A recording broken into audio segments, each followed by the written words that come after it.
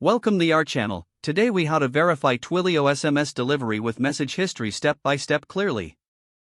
To verify Twilio SMS delivery using message history, start by logging into your Twilio account. Navigate to the Twilio console. On the left-hand side, find and click on the messaging section. From the drop-down menu, select Logs. In the Logs section, you will see a list of all your sent messages.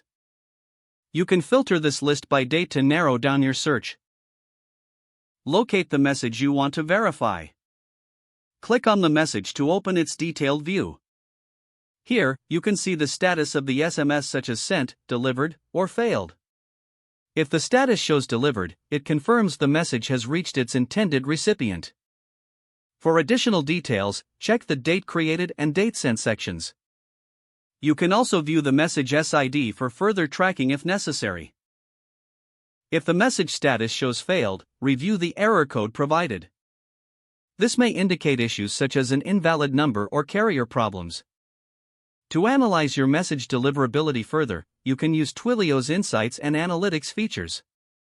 Once you find your messages, document the important details for future reference. This process allows you to ensure SMS delivery and troubleshoot any potential issues effectively. If the page does not load, refresh the browser or try again in a private or incognito window. Make sure you are using the correct email address, then retype it carefully to avoid small typos. If your password is not accepted, use the reset option and create a new strong password you can remember. Check your spam folder for verification or security emails, then complete any requested confirmation steps. Enable two-factor authentication if available to improve account security and reduce unauthorized access risk. After signing in, review your profile details so your contact information and settings are accurate and current. If you see an error message, note it down and try again after restarting your device and internet connection. Log out when you finish, especially on shared devices, to keep your account and payment information secure.